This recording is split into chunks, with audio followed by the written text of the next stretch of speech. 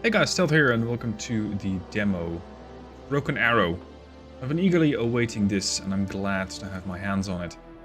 You too can get your hands on it. By the time that you're watching this video, the demo will be live. It is going to be part of the Steam Next Fest, which will run from Monday, February 6th through Sunday, February 12th. So you can download it by going to the Steam page and then hitting the download on the demo. Now what can you expect in this demo? You get one demo mission. You get a message from the team that says, hey guys, at release it's going to it's going to feature a full single-player campaign, multiplayer co-op, deck builder, 300 units, as well as a potential 1500 combinations. So deck building is definitely going to be a key part of this game. This does mean that right now there is no play button, so you don't actually get to play multiplayer or co-op or skirmish or what have you. You just get the demo mission. This is just to showcase what the game is going to be like, what its capabilities are, and whether or not they need to do a whole lot of tweaking about it. I mean, it's an early version. This video, I'm going to look into the arsenal. This is beautiful. The second video on this game that I'm going to be doing, and potentially the third, I don't know how many videos I can get out of it, is going to be on the demo mission. So, the arsenal. Very much like what you might expect from games like Wargame, Warno, Steel Division, World in Conflict, what have you. All of these different games have a bunch of stats on units, and seeing as this is a demo, as well as a work in progress, it is very likely that these stats are going to change. So I'm not going to look into the stats too much, although I will look into some, to get at least some sense of what these could be and how they could interact. Such as, does this unit have a lot of armor value or a little, is it vulnerable to top attack, stuff like that. Now first, initially we're going to get two different parts, or two different nations. You're going to get Russia and you're going to get the US. You're also going to get different specializations. I dare not tell you exactly what these icons are, so we're just going to have to wait and find out about that. The only thing I can tell you is that the the Russians have the Modestrelki group, which is one of them. Looks like they're going to have a naval invasion group of some sort. The US is going to have the USMC and, by the looks of it, some mechanized or armored group. I'm not really sure. I'm not even sure if we're getting all the units in this demo, if you're going to be able to see all the units, let alone play with them. I suspect the latter is not so much the case. Now, what you have on screen here right now is the unit that definitely caught my attention, which is the spooky, let's see, here we go, AC-130U Spooky 2. The fact that this is in the game is really promising, because going with gunships has always been, let's say, difficult to balance, / some games just shy away from it entirely because they go, well, you can't have these in the game because the enemy still has aircraft. The enemy still has fighters. The enemy still has anti-air. So calling in this thing is a disaster. Whether or not this is going to actually be a feasible unit in game, or whether it's just going to be something that you can use in the campaign or skirmish against the AI, I'm not sure. We'll just have to wait and find out. What you can see are a bunch of stats. These are mostly the same for most of the units, but of course ground vehicles work a little different from basic aerial units. We have a bunch of armor. On top of that, you get a bunch of healths. Now, the fact that they call it healths, of course, means that it is subject to change. You don't call it healths, you call it more like hit points or something. How much you need to damage the armor in order to get to the hit points, I'm not sure. Speed, 150. Backwards speed, 90. Interesting. An aircraft that flies backwards. No, that's just in jest, of course. It's a demo. The other stat over here is agility. How quickly can an aircraft turn? Whether 60 is high or low, I'm not sure. We got fuel, we got recon, and considering this thing has 0, it means it's entirely reliant upon optics from the ground. We got stealth. It says 1. I'm taking this as a stealth modifier, like how difficult is it to detect a unit. Over here we can also see ECM 30. In one of the gameplay videos they already showed you that ECM is going to be like a set amount of countermeasures. This includes flares as well as chaff, and it's going to allow you to shrug off missiles. If this runs out and you still get a missile incoming, good luck. It will most likely hit. I believe that this is also a feature that you can hand off to the AI. So try and keep an eye on this level anyway, because if you hand it over to the AI and they pop a lot of flares and you don't notice, then you can still lose your aircraft, or ground vehicle for that matter. Anyway, this guy comes equipped with the Gau 12 25mm. You can see the stats per weapon. You can see the Gau 12 has an aim time of 1 second. It does not have, well, considering its rate of fire, you got a 2000 round magazine. It's not auto-loaded. It does have a stabilizer. Yeah, I would hope so. This one also has a stabilizer. I mean, you're firing it from the side of a plane. Are you not expecting a stabilizer? Other notable aircraft. Let's go to the A-10 Thunderbolt. Always a favorite. And this is where you're first going to see, at least in this video, the customization. And I love this feature because it allows you to customize exactly how you want your aircraft to appear in game. If I'm looking at a game like Wargame, you get the A-10 in some different variants. The A-10 generally is a tank killer. Some mods of Wargame give it a slightly different loadout, but overall it was just an AGM-65. It's a tank killer. That's its job. In this game, in Broken Arrow, you can change that. You can dictate exactly what you want on the outer, middle, and central pylons. Now, not all aircraft will have 3 pylons. Some will have 2, some will have 1, some will have none. Such as the Spooky. You cannot change the loadout on the gunship. But let's have a look. Note how these different loadouts change the price of the unit in its entirety. So if you go with an empty unit, you're looking at 340. This is, of course, only empty outer pylons. So this is something that is worth noting. If you install the ECM pods, I didn't see any increase in ECM, so these don't seem to be strictly something that actually drops a flare or a chaff or something like that, but it could be more electronic warfare. You got Sidewinders if you want to deal with enemy helicopters, short range weapon, effective range 250 meters, current stats, placeholder. You can also go with both, but I'm not sure if this is going to be impacting your maneuverability, whether it's going to impact your longevity, let's say your fuel tanks. It will definitely impact the price, but let's see. 2 Sidewinders cost you 80, 2 Sidewinders plus an ECM costs you less. So again, everything's placeholder. You can also go with 4 Sidewinders if you're expecting a lot of helicopters, or maybe you're not expecting a lot of helicopters, but you're just going to go with this thing in a very, very multi-role. And you're going to be able to take on, at least in its current loadout, ground vehicles, which are not very heavily armored, or infantry groups. You can go with the AGM-65 if you're expecting tanks. And if a helicopter shows up, bad news for the helicopter, because you got your AIM-9s already. Now, some aircraft have different loadouts for different pylons, and the A-10 is such a bird. I currently have it equipped with 6 AGM on the middle pylons. So this thing packs a lot of anti-tank punch, and if you want to make this thing a pure-bred anti-tank weapon, you could say, you know what, I don't need these, so I'm going to take that off the price, and the central pylons. All these bomb options are nice, but I'm going to go with the cheapest option and just use Hydras, and that certainly makes the plane cost 340.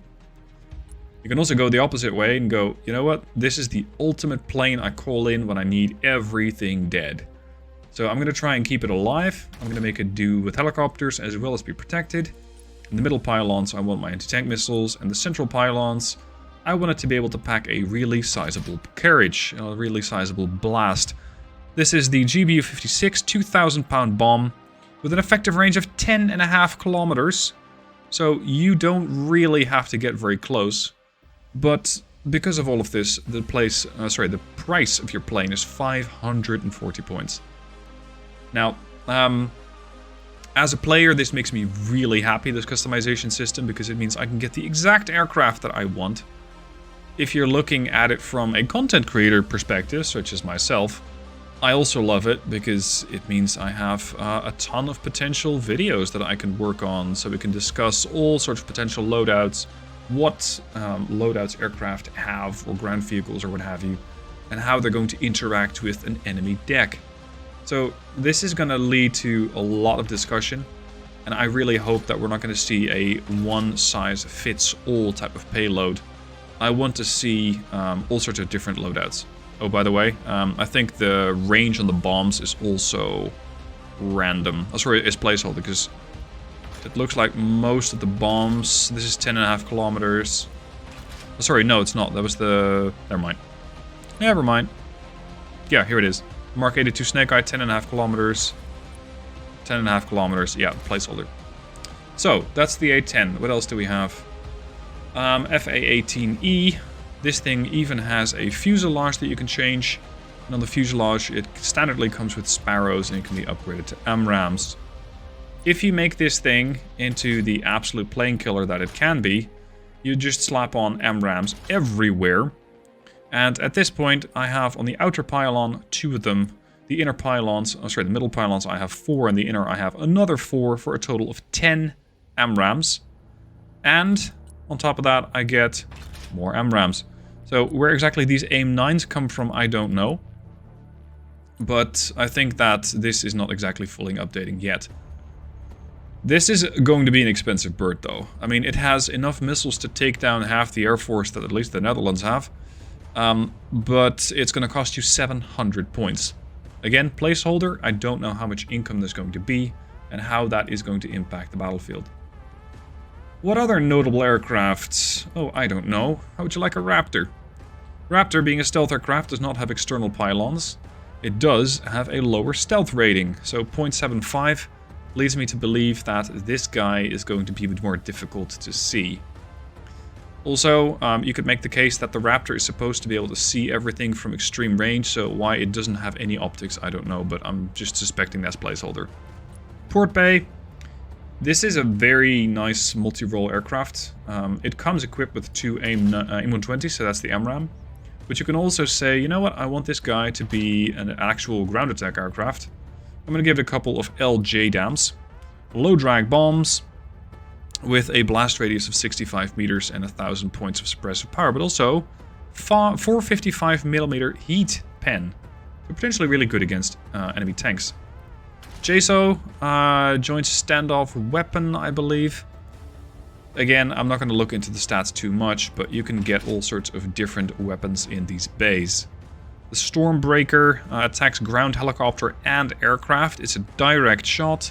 What that trajectory type exactly means, I don't know. It doesn't seem to have a whole lot of suppressive power, nor pen, but considering the fact that you can hit a helicopter with this, has me interested. Let's see. F-35s. You got the A, the B, and the C. How exactly these are different, I'm not too sure. If you look, however, at the F-35A...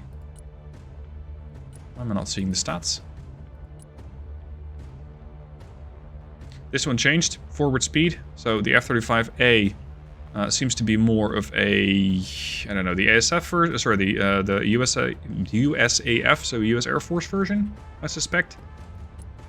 And these guys, again, because they are a lot more stealthy, they have weapon bays as opposed to wingtip mounted weapons.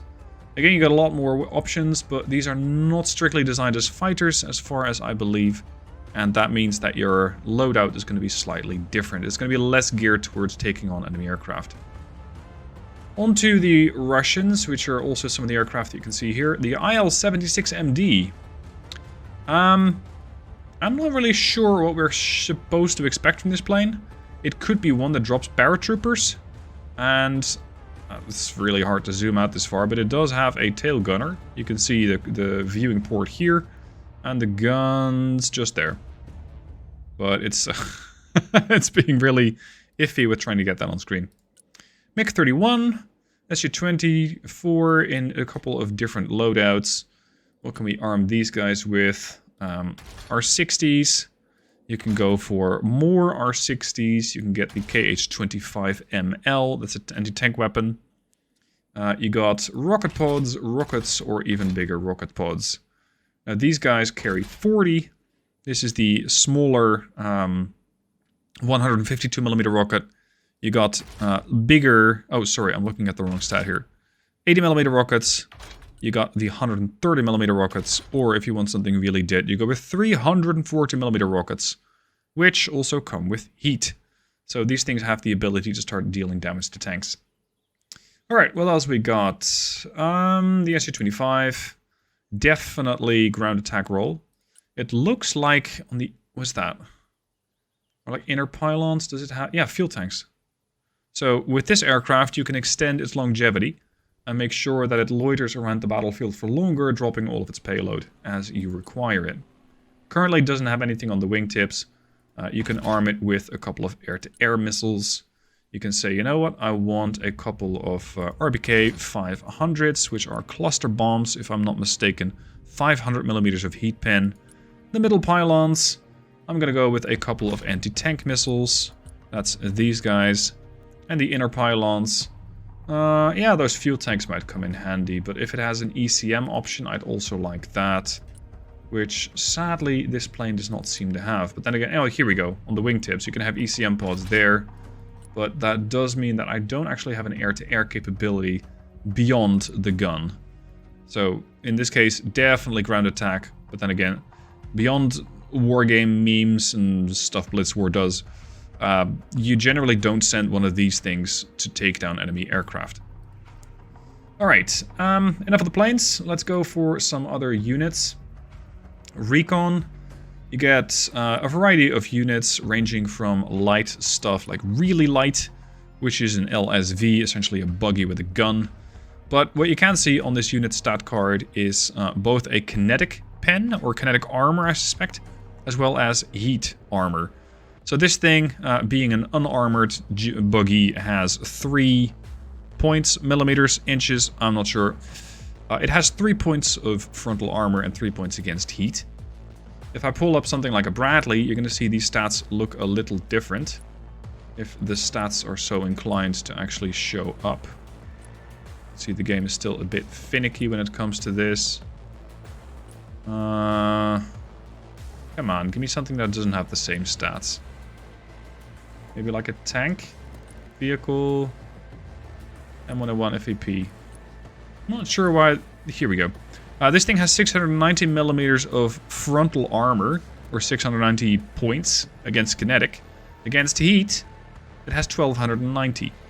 So this thing, very well protected against heat, not as much against kinetic, but if I'm looking at its own weapon, it deals 440 to 880 millimeters of kinetic. So if you get closer, then yes, you will pen. Otherwise, not so much. As for the M830A1, this thing has 400 millimeters of heat pen, which means that this tank frontally cannot pen itself. At least, current stats. Side armor, top armor, you can see that, back armor, all of these are weaker. Even lower armor. So apparently, they do expect the tank to get attacked from below. And that does open up the way to make sure that a vehicle gets disabled by a mine, potentially. Mines, IEDs, something that hits you from below anyway. Anyway, we were on recon. Let's have a look. We had a couple of infantry units here as well. We got the Armored Knight. This is not particularly spectacular. The BRDM-3. This one, you can upgrade both the weapon package as well as the armor package. So, for example, with the BTR-82A turret that you have on the BRDM-3, you can upgrade that to a BTR-82AT. And this is going to give it... what? Not much. Okay. Its aim time is faster by a second, I guess. But you can also give it this weird hi-hat, which gives it a heavy machine gun, which has completely different stats. Now, sometimes these turrets are heavier. Sometimes this means that the vehicle doesn't go as fast. In this case, it looks like the optics change. You're going to go from 750 to 1200. So this is definitely a more capable optical platform. But you're paying 30 points extra for it. You're going from 40 to 70. Again, this is going to open up the way to a lot of customizations. Do you want a vehicle in your front line that drops off your infantry that's capable of also doing some recon? Or do you go, nope, this is just a combat vehicle, use the autocannon to support my troops and that'll be enough? Entirely up to you. Infantry comes generally equipped with a couple of different types of weapons. You can see that they too have an armor stat and a health stat. They got a number of guys. They have a movement speed, recon. They also have stealth value, and they have a weight. Now, why is a weight important? Especially for vehicles, this is going to be notable because some vehicles can get picked up by a helicopter. I know this from chatting with the dev. And that the weight is then going to go and tell you basically how much a helicopter can carry. Can it lift this, yes or no? These guys, Force Recon, equipped with the M27 as their main weapon. 2 of them also have an M320, that's an underslung grenade launcher. They get 2 AT4s, and they get 2 M38, which I believe are DMRs, designated marksman rifle. I don't believe that they actually carry a sniper rifle. We also have a drone. Interesting. This is the Forpost. We also got the Corsair. We have Orion. We got Fire Scout. And these drones are not just for videoing the enemy. It's not just recon. You can have these things with an anti-tank loadout. So all of a sudden, this thing packs 2 Hellfires. I'm not sure why it says I have 2 Hellfires, because I do believe I have 4. But again, I'm treating all of these stats as work in progress. You can see that the drone also, like the Raptor, has a lower stealth value. It does have pretty good optics, but it has absolutely nothing in the sense of armor, and it is really quite slow. So drones are a thing. We got the Bradley here. The Bradley also has the upgrade of an armor package, and this is the M3A3. Comes equipped with a Bushmaster, a TOW, and an M240, and if you want to protect that thing better, you can do so, but it will cost you another 20 points to call in this particular vehicle. Your armor goes from 12 to 15, and as you can see on the sides, this is adding reactive armor. And that immediately goes to show that the side armor and the front armor change. You got 105mm heat protection and 69, and now you got 370 and 405. So again, how heavily armored do you want your vehicle to be? Spetsnaz GRU, also a familiar group. They do not actually have any customization features, much like Force Recon. Other infantry, you got both ATGM teams in the form of the Dragon and the Javelin. Something I'm not quite seeing yet is whether these things are top attack, because the Javelin, I believe, is a top attack weapon, but it doesn't actually show you that. So, sorry, here. It says pursuit missile. It doesn't really show me where it's going to be hitting the missile. It does have a lot of pen, heat-wise, so it will definitely be capable of going through the enemy roof armor, but I don't think it shows you that well enough, especially if you're not quite familiar with some of these weapons. Stinger teams, in order to shoot down anything that has wings, be they fixed wing or rotary, can engage helicopters and aircraft. Range is not that important. Note that these guys have recon value, but of course, not being a designated recon team, don't have that much. There's got small teams, you got weapons squads, these guys have a javelin and a machine gun. You got all sorts of different infantry, and as the game gets developed, I expect we're going to see more. As for vehicles in general, all sorts of different stuff, ranging from an AAVP-7A1, which you can then also upgrade. This is the basic armor, this is the upgraded variant. You're paying more, and the vehicle does get more survivable, so considering it's transporting infantry, that 10 points might be worth it. BMD-2, interesting platform that you can also upgrade with an ATGM. This is the concourse on it, and this is the upgrade with the Cornet ATGM. Is there a big difference? Yes, I believe there is. Right now, however, I cannot see the concourse on the Armory viewer, so the game doesn't seem to translate that.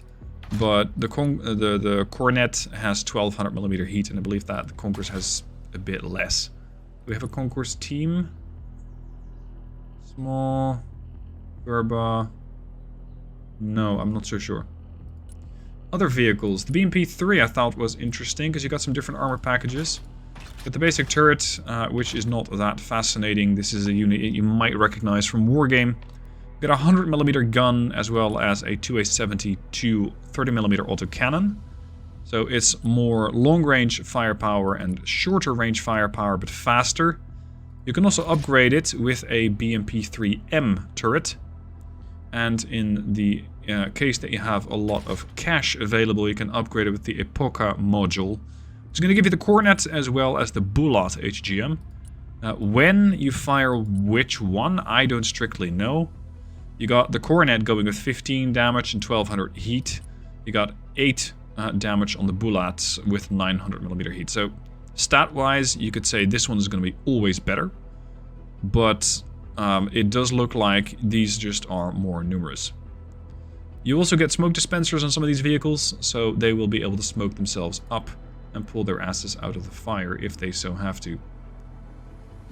Let's see, other interesting vehicles that you might want to have a look at. The M1 FAP, you can go with a different armor package. This is the baseline armor. You can go with the Arat armor, which gives you more heat packages. Sorry, not heat packages, ERA. Yes. Armata. 450 points of tank. Doesn't have any upgrades. Doesn't have any... well, it does have a notable price tag relative to the biggest tank that the USMC can field. Which is... or, well, doesn't have strictly to be the USMC. But this is the M101HC. You can upgrade this with the Arat armor package as well. So that's going to give you more explosive reactive armor. Something like Sheridan, a nice throwback. Is it going to be very useful?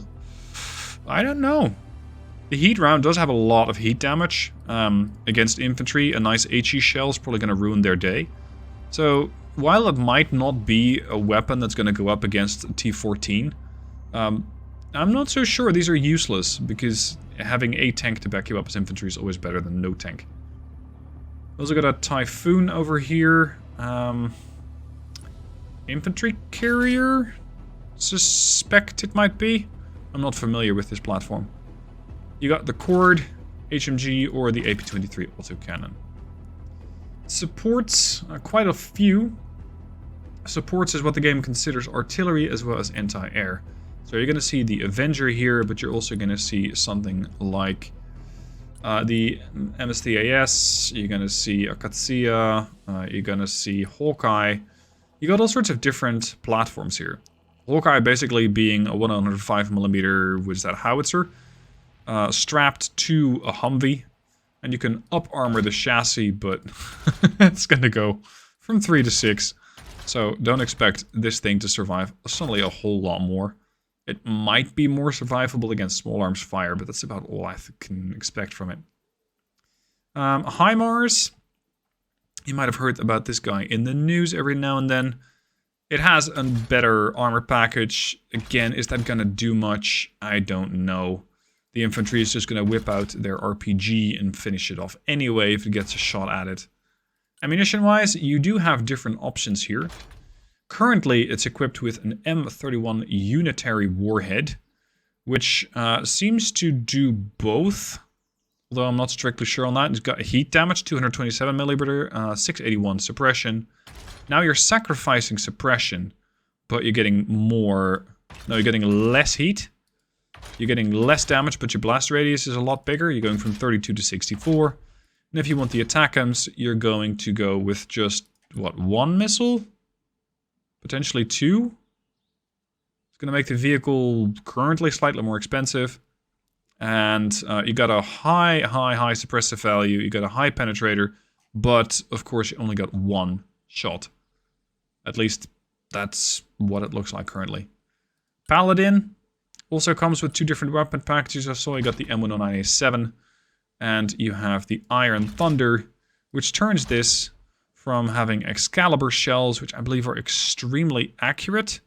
55 to 25mm dispersion, but the other ones have that too. So again, I don't exactly know what the selling point of the Excalibur is.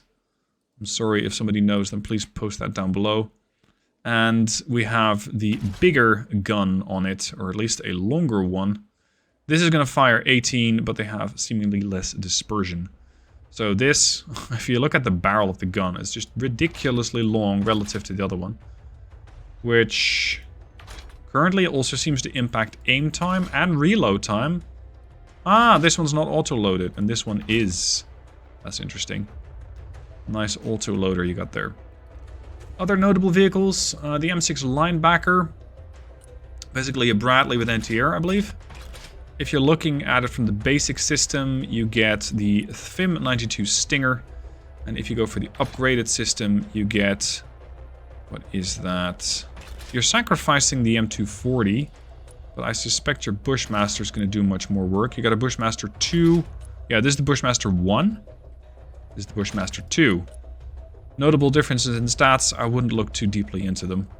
It also seems that they have an active radar, so potentially going to be able to get tracked by a Cedar craft, but I haven't seen any harm missiles just yet. Other notable systems, Patriot and Vityaz long-range anti-air platforms. I found that the Patriot, interestingly, has a self-defense package. So, normally in Wargame, that is, if you find one of these, you just kill it. If it shoots back with a grenade launcher, it might not be that easy to kill. So, having a defense package on it, such as a grenade launcher or a Browning or an M240, might ruin somebody's day. As for missiles, that's part of the weapon package. You can go from 8 all the way to 16. And with this, you're going to be paying a lot for this anti-air platform. It is a lead pursuit missile. That means I'm not sure what exactly it will hit. I don't believe the range is going to be this much. I believe it should be more. Ignores 80mm of armor. And suppressor power, again, just don't look that deeply into it. Armor, we again got the B kit for better protection on the driver's seat, by the looks of it. Logi, nothing. Helos, yes, quite a few. How about the Osprey? Is it a helo, is it a plane? It's both. It also comes with a weapon. You can send it in unarmed, or you can send it in with a minigun. Where does the minigun sit? Beats me. Oh, here, at the belly of the aircraft. So in this case, it is going to be 20 points more expensive, but it might be very useful to have that and just be able to do more damage against enemy infantry units. As for the Apache, in case you're wondering what's the current stat difference that is against the Apache or Apache Longbow Recon, you get a recon range of 950, or you get a recon range... Why does it do that?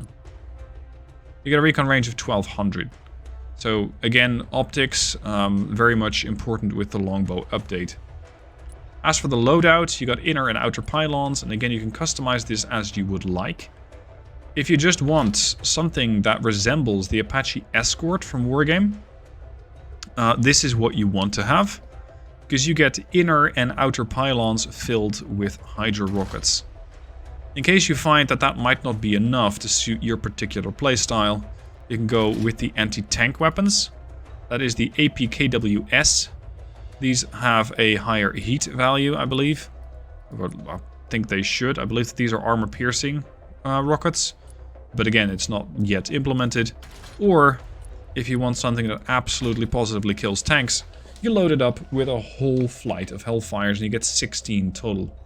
That will make the helicopter more expensive. KA-50, KA-52, again, you get options, lots of options. Rockets, no rockets or big rockets. You get the Vickers HGM and the outer pylons. You can send them empty, or you can go with Iglas. This, again, makes the aircraft more expensive. We got the MH6 over here, that's a little bird.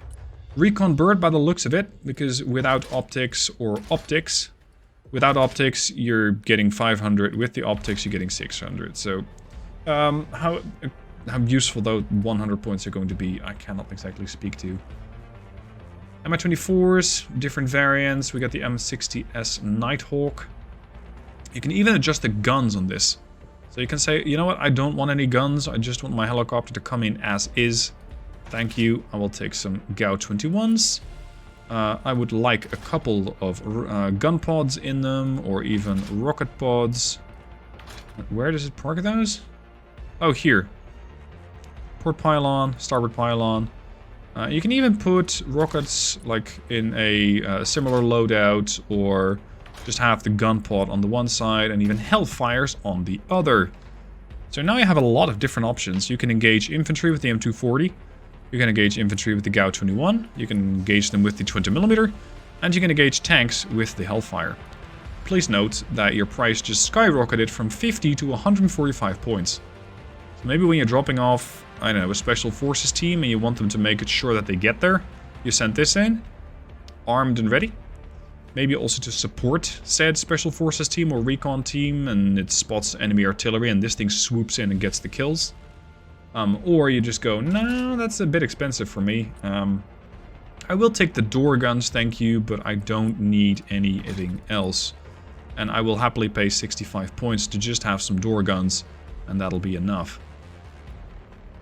Air power, I have already shown you. Let's see, the Venom. Yeah, basically the same. Anything else interesting? K59, Mi-26. Really, really, really large logistics bird. It can carry 20,000 points, kilos of weight. So with this, what can you carry from support? You cannot carry that. Something a little lighter, like a Nona. Yeah, you could carry a Nona. So you could airlift this from one site to another. And that is definitely shoot and scoot. But it will require potentially more micromanagement. Alright, that is gonna conclude it for this particular video. Again, I will do a more insightful look into the actual gameplay. But just based on what I'm seeing here, and it might be really early, but it really makes me happy. This customization means that you can get the exact unit as you want it. Do you want more guns? Do you want more armor? Do you want it cheap? Do you want a lot of them? Well, I'm gonna go, do you want a lot of them, i.e. they are cheap so I can afford more? Or do you just want the best of the best and just have like 3 tanks in your deck that have all the armor and all the firepower, and you just want that one SU-25 that's gonna have all the weapons because you know that you already have killed all the NT and you can finally call it in. You can do that in this game, or at least that seems to be the thing. Let me know what your thoughts are down below in the comments. I look forward to reading those.